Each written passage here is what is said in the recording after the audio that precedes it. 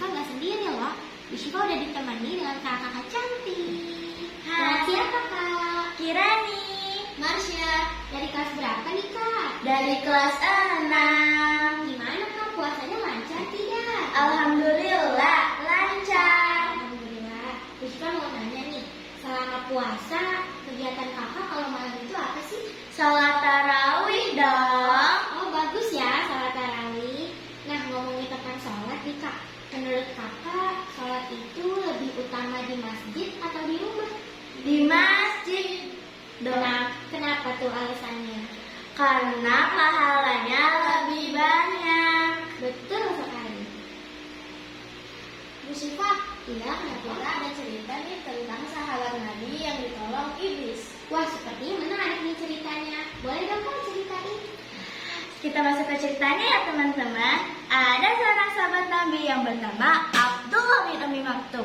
Beliau mengalami kebutaan sejak kecil atau tunanetra. Ketika beliau sedang mengaji bersama sahabat dan Rasulullah mengatakan, "Salatlah kalian di masjid meskipun jalannya merangkak." Wah teman-teman, jadi Rasulullah sangat menekankan untuk sholat berjamaah di masjid, walaupun kalau kita jalan sulit sambil merangkak. Lalu Abdullah bertanya, "Ya Rasulullah, aku mengalami kebutaan sejak kecil. Apakah aku tergolong orang yang diwajibkan untuk sholat di masjid?" "Ya Abdullah, apakah masih bisa mendengar suara azan?" Iya ya Rasulullah, aku masih bisa mendengar suara azan." "Ya, tidak ada alasan bagimu untuk tidak pergi ke masjid." Nah, setelah mendapatkan motivasi dari Rasulullah, semangat Rasulullah, setiap terdengar suara azan, Abdullah langsung bergegas pergi ke masjid. Ketika di jalan, Abdullah terpeleset. "Aduh, aku jatuh nih. Kakiku berdarah, tapi tekadku tidak boleh patah karena motivasi dari Rasulullah." Nah, di hari kedua, Abdullah ingin sholat subuh lagi. Kali ini, setelah mendengar azan, ia langsung bergegas untuk pergi ke masjid. Kali ini, ia ditemani oleh seorang pemuda yang belum ia kenal. Pemuda ini sangat baik, menuntunnya sampai ke masjid, sehingga ia tidak terpeleset lagi, karena dibantu.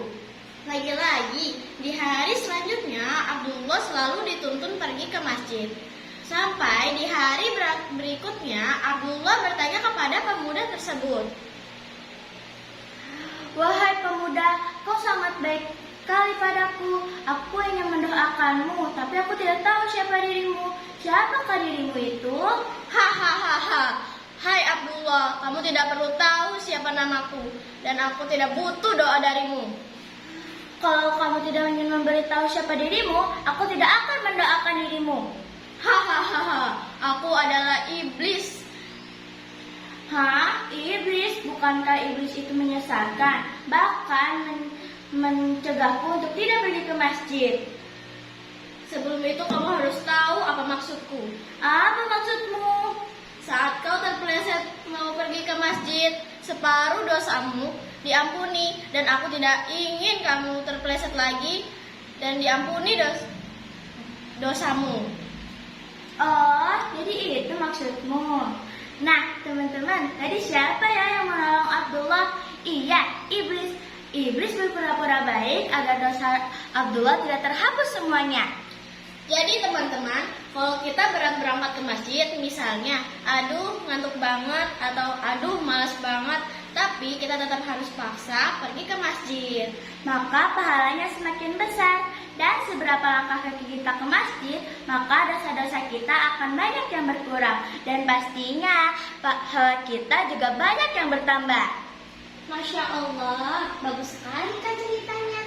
Nah, sahabat Midarsa, dari cerita tadi bisa kita ambil pelajaran bahwa Abdullah bin Umi Maktum saja walaupun terhalang dengan penglihatan, tapi tetap semangat berangkat ke masjid. Lantas apa yang membuat kita malas untuk berangkat ke masjid? Apalagi di bulan Ramadan seperti ini, yang dimana semua pahala kebaikan Allah lipat gandakan. Terima kasih ya Kak untuk cerita